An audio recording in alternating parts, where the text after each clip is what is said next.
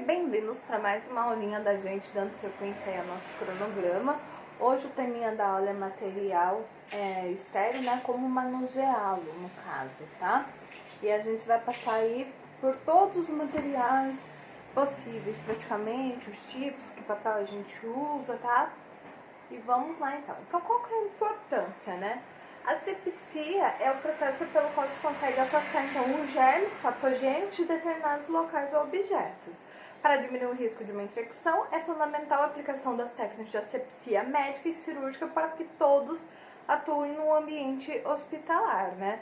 Então, gente, quando eu faço a asepsia, né, que é a higienização ali onde eu tô com um produto que elimina a bactéria, eu tô tentando trabalhar para aquele objeto, né, aquele lugar seja limpo suficientemente para ele não trazer riscos para minha saúde através dos micro-organismos, tá? Então, esse é o objetivo da minha asepsia.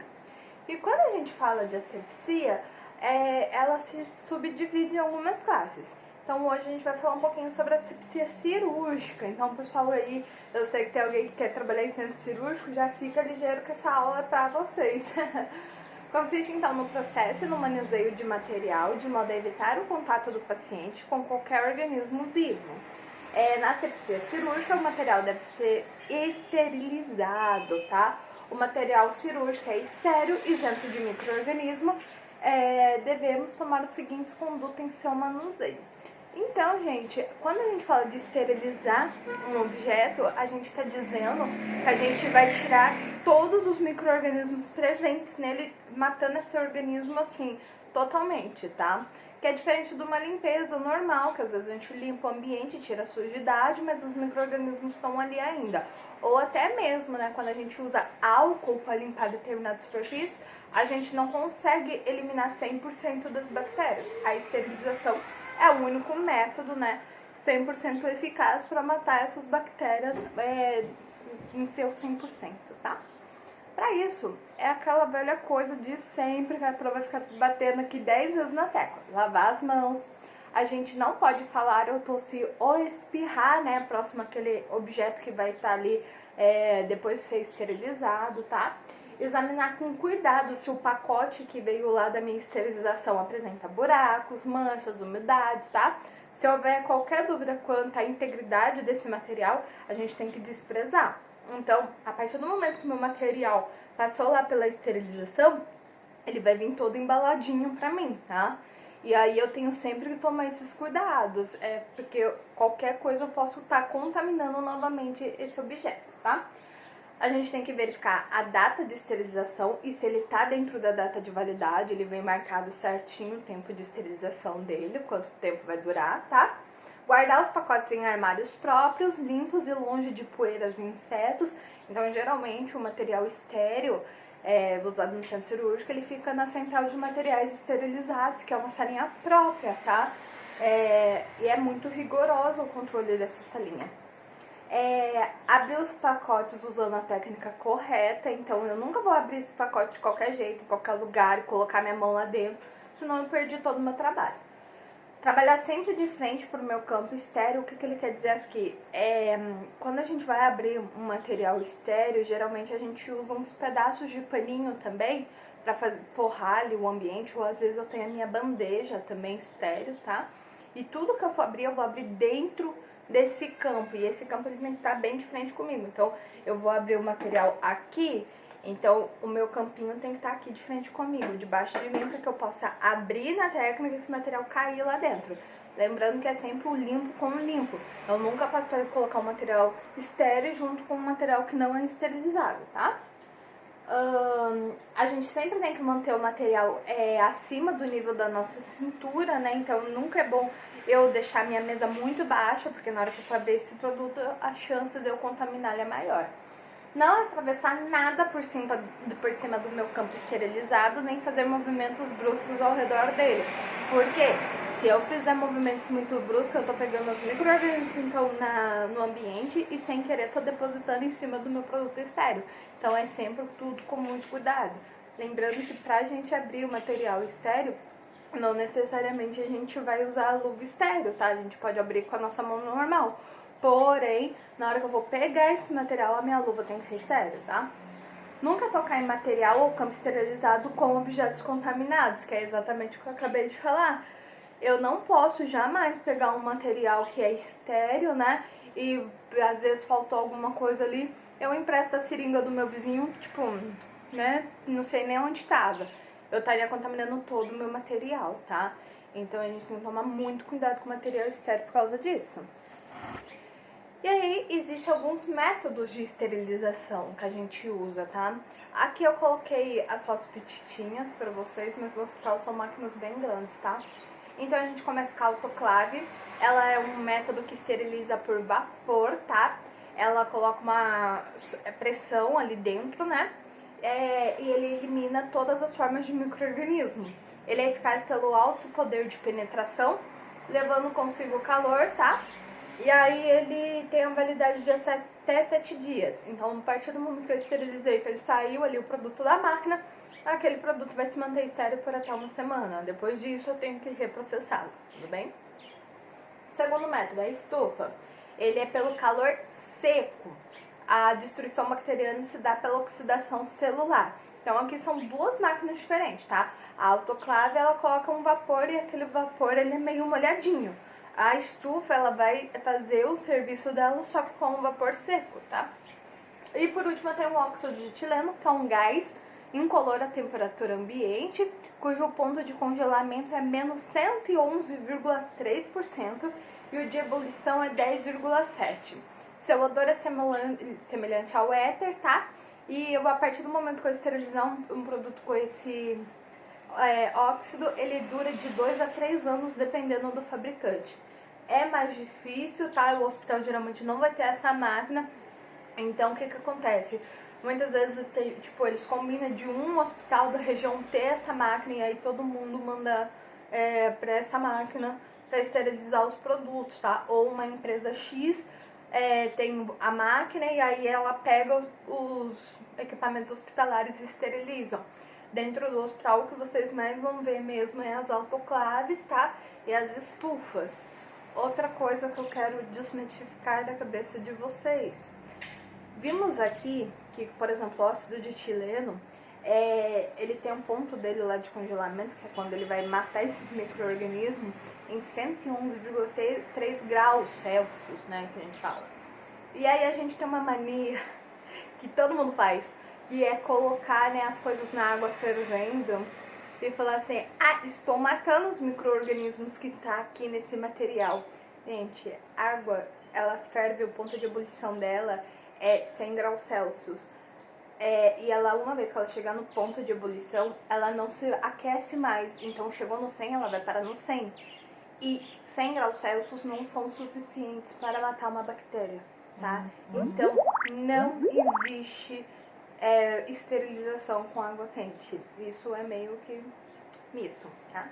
Desculpa estragar a infância de todos. Enfim, utilização de materiais estéreis. Então, a esterilização é o processo físico ou químico através do qual são destruídas todas as formas microbianas, inclusive os esporos, que é as formas menorzinhas dessa bactéria.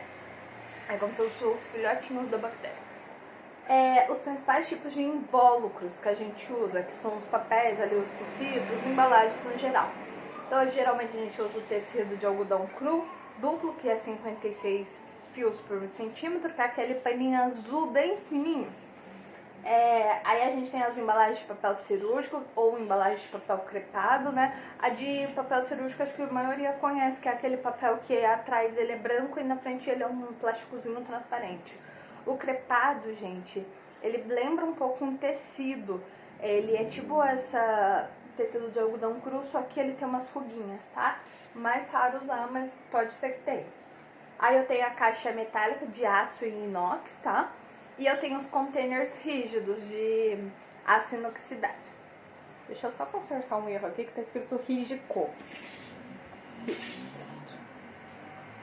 E aí, a gente entra na técnica para abrir o material estéreo, né? Então a gente primeiramente vai lavar as mãos, aí a gente vai colocar o pacote sobre a superfície, que geralmente é uma mesinha ali, né? Posicionar o pacote de modo que a dobra de cima do meu invólucro fique de frente para mim. Aí a gente retira a fita adesiva da autoclave termossensível E calma que eu deixei um vídeo pra vocês verem, pra entender melhor esse processo, tá? Infelizmente tem algumas aulas práticas que a gente não consegue ter, porque a escola não tem material, né, e tal, infelizmente. Mas também não são técnicas absurdas, não são técnicas que vocês vão usar toda hora. Por exemplo, aqui, a única pessoa que usaria seria mais quem trabalha em centro cirúrgico. Mas em clínicas em geral, o pacote é aquele com plástico de cirúrgico, que é só você pegar na pontinha dele, ele sempre vem a marquinha da abertura, e puxar, tá? Então vem a minha bandejinha lá, eu puxo, mas eu deixei tudo aqui pra vocês também, pra vocês poderem ter essa noção. Então vocês não ficam totalmente sem base, tá? Sempre vou deixar vídeo, porque o vídeo ele é muito explicativo, tá? Eu tenho que puxar a dobra de cima do meu pacote, abrindo de modo que a ponta se abra. Mantenha o braço fora das bordas externas do pacote aberto. E aqui, gente, ele tá falando de um pacotinho que é aquele que vem o tecido de algodão cru em cima. Mas lá na aula vocês vão ver que vai ficar mais fácil porque tem um vídeo, tá? Abrir a dobra mais próxima por último. E o interior do invólucro é considerado estéreo, podendo ser usado como base de campo esterilizado. Então esse tecido cru que vem por cima, a parte de fora dele não tá estéreo, mas geralmente o que tá dentro é estéreo. Então vocês podem usar aquilo como uma proteção a mais, tá? Pra vocês manusear esse equipamento. Precauções de contaminação por material. Então, lavagem de mão, uso de luvas para contato com líquidos corpóreos, mucosas, peles não inter e venopunção. Usar aventais, máscaras e óculos de proteção para procedimento em que o sangue ou líquido corpóreo possa ser espirrados. Agulhas e instrumentos cortantes devem ser colocados em recipientes sólidos e resistentes. Não reencapar a agulha, dobrar ou quebrar as agulhas utilizadas. Evitar deixar o material contaminado exposto no ambiente. A amostra para o laboratório deve ser enviada dentro de saco plástico transparente ou caixas de isopor, que é o que geralmente a gente usa. Sangue e fluidos derramados no ambiente devem ser limpos com solução padronizada. Se a higiene do paciente for precária ou se houver possibilidade de contaminação no ambiente com sangue e secreção, a gente deve isolar esse paciente em um quarto privativo.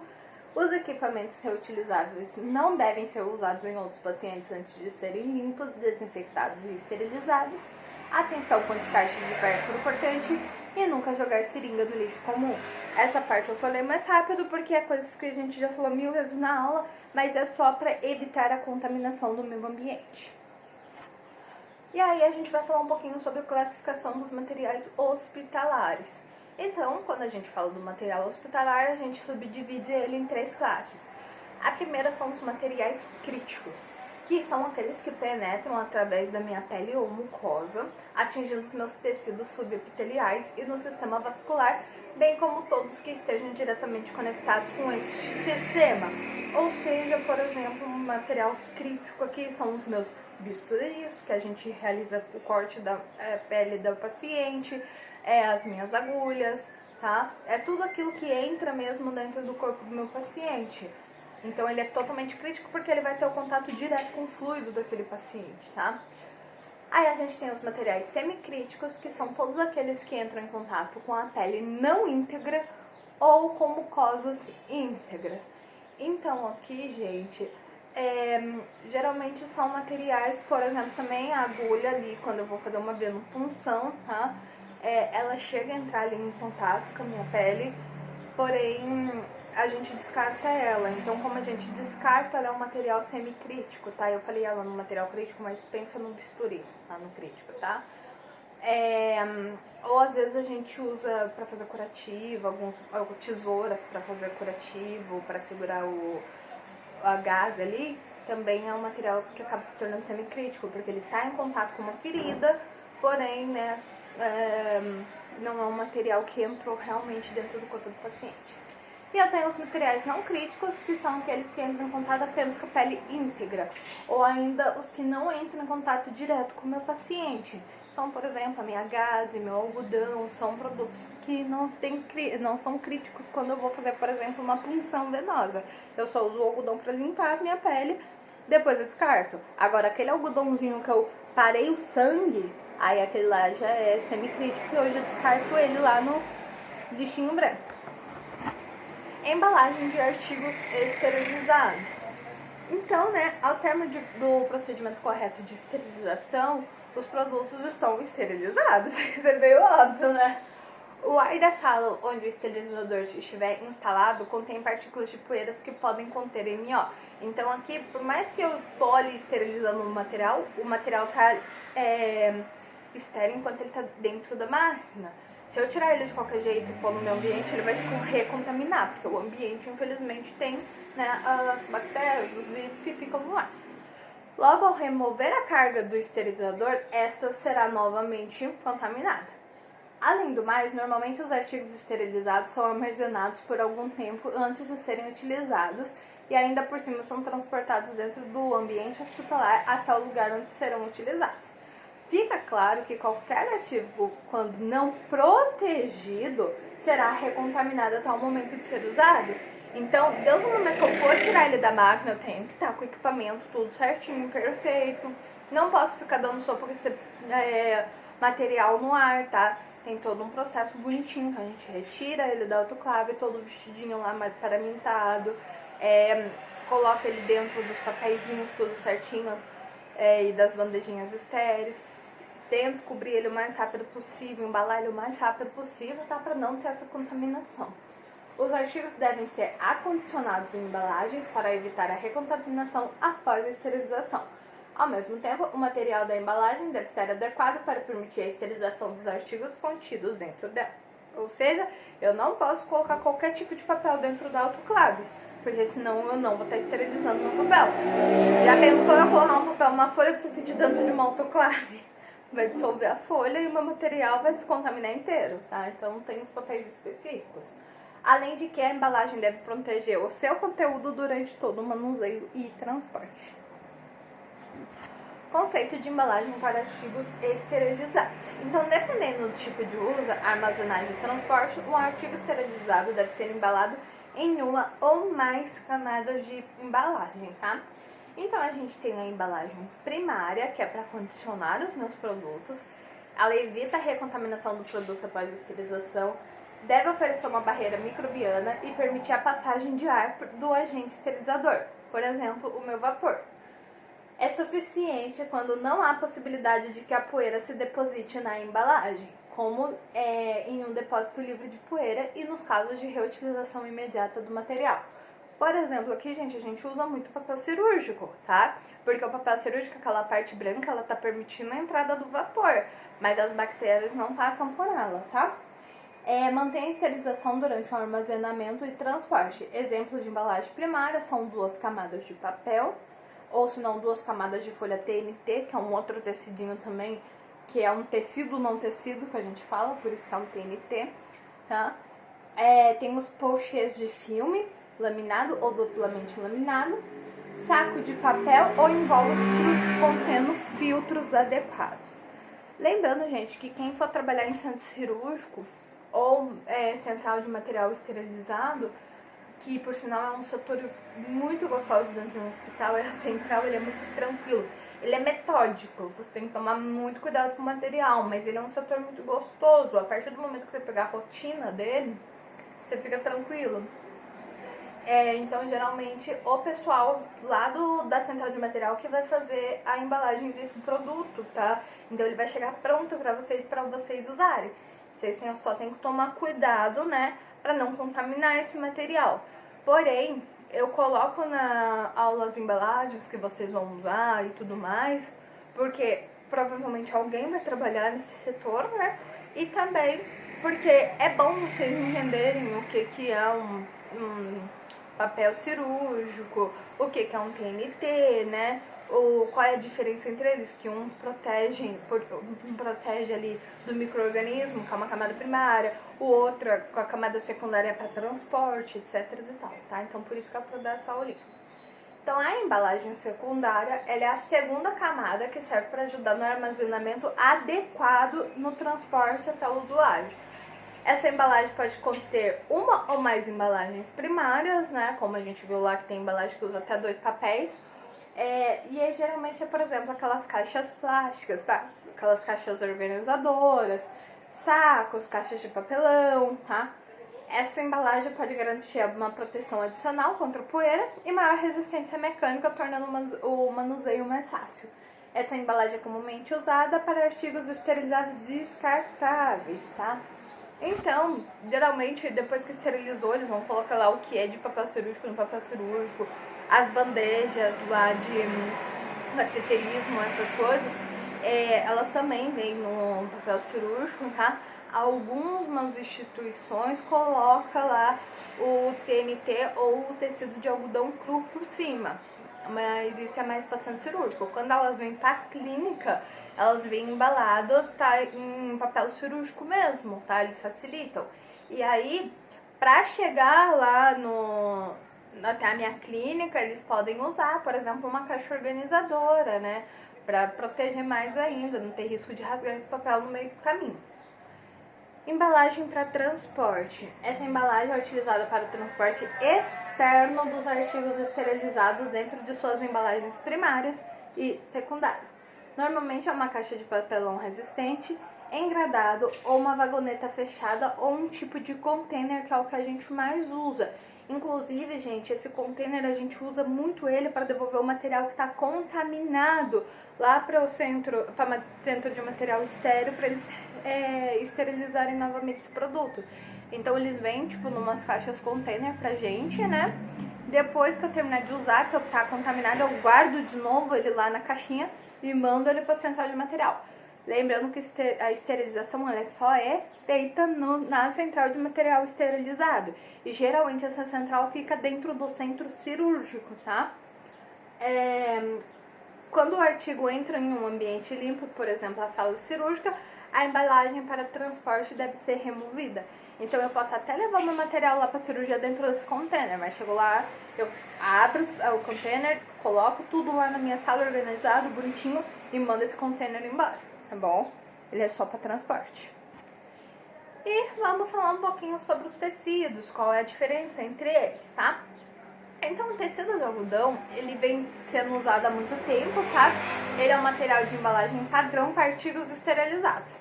Possui algumas grandes vantagens. Por exemplo, tecidos são produtos comuns e bem conhecidos nas dependências hospitalares.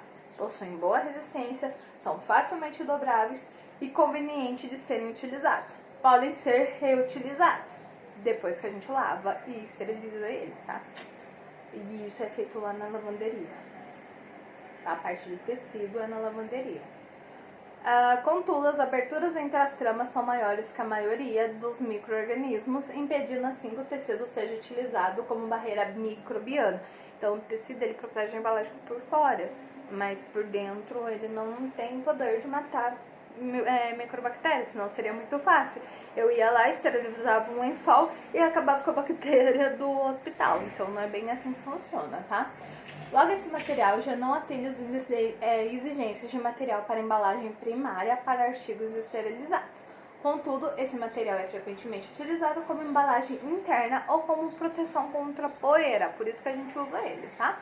Sempre quando o tecido for utilizado, este deverá reter sua umidade natural.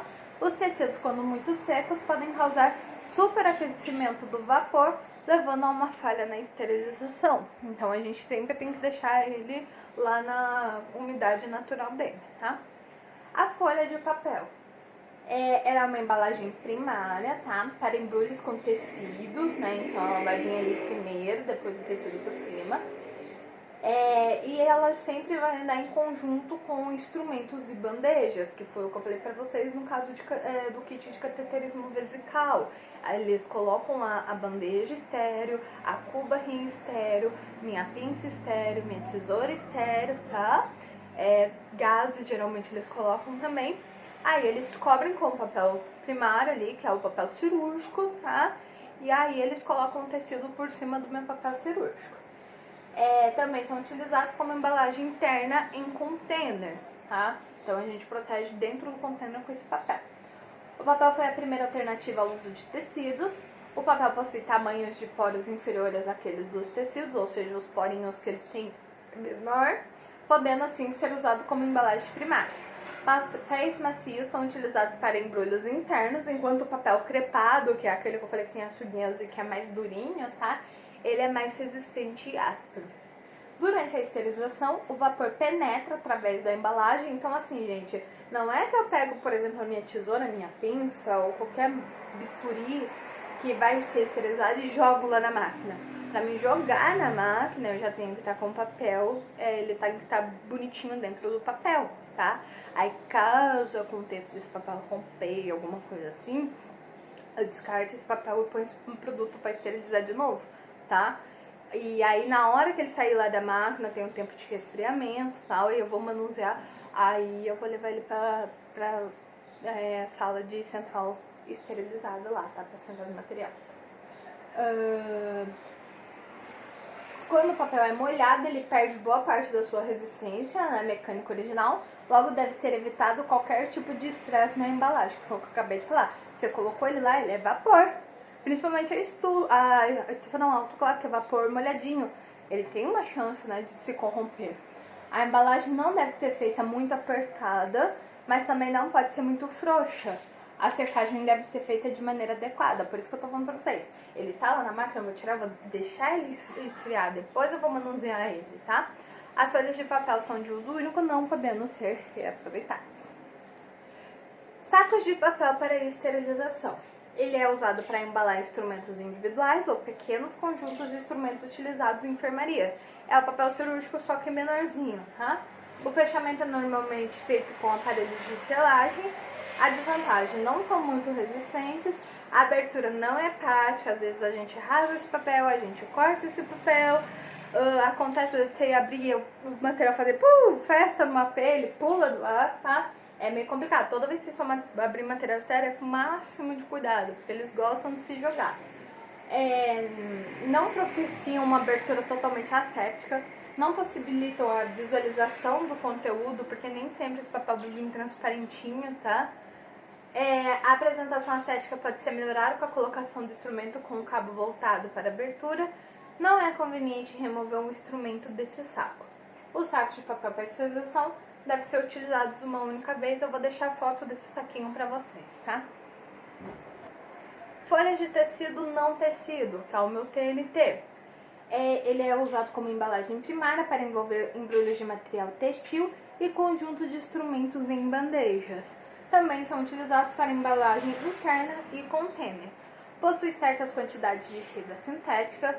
Outros tipos de fibras podem ser adicionados a eles, tais como fibras inorgânicas, textis, de celulose ou outra fibra sintética. Essas fibras diferentes podem ser unidas por prensagem e calor. Isso significa que as fibras não são tecidas e sim seladas. Alguns foram desenvolvidos para entender as exigências para sua utilização como material para embalagem primária de produtos esterilizados. Elas são resistentes, facilmente dobráveis, permite a retirada de ar e a penetração do agente esterilizador, possuem poros muito pequenos, resultando em uma barreira microbiana eficaz, não soltam pelos e estão livres de partículas e fibras soltas, repelem líquidos e os fluidos não são absorvidos pelo tecido. Existem vários materiais não tecidos disponíveis para uma ampla variedade de aplicação na área de esterilização, desde os extras macios até os extras fortes. E as folhas de material não tecido devem ser utilizadas uma única vez, tá? Então a gente vê aí que a maioria desse tecido ele é usado devido mesmo à sua praticidade, de ser dobrável, de ser impermeável, tá? E para finalizar, a gente tem os posts de filme laminado. Ele é uma embalagem primária para instrumentos individuais ou pequenos conjuntos de peças. Esse material sucedeu os sacos de papel para esterilização. São folhas de papel ou material TNT em uma película de filme plástico transparente que são selados juntos. A película não pode ser penetrada por ar ou vapor. A remoção do ar e a penetração do vapor se dão através do papel TNT. Pode ser aberto pela remoção do verso do papel de forma semelhante ao descascar de uma banana. Esse material sucedeu os sacos de papel para esterilização. Consiste em uma folha de papel ou material TNT em uma película de filme plástico transparente que são selados juntos à película e não pode ser penetrado por um vapor. A remoção do ar e a penetração do vapor se dão através do papel TNT. Eu copiei duas vezes a mesma coisa, perdão, tá? Disponíveis em diversos tamanhos, selados através de equipamento específico. É importante que a temperatura e a pressão de selagem sejam bem ajustados, de forma que se obtenha uma perfeita selagem. O filme laminado está disponível em rolos. O usuário pode cortar os posts de qualquer tamanho desejado de selado. Esse aqui é aquele papelzinho que todo mundo conhece, que eu falei, que tem a parte de trás em branquinha e a parte da frente, ó, aquele filminho transparente, que é o papel cirúrgico que todo mundo conhece, tá? Era isso essa aulinha. Vou deixar imagens no slide para vocês se encontrarem, tá? Mas qualquer dúvida vocês me perguntam. Beijinhos.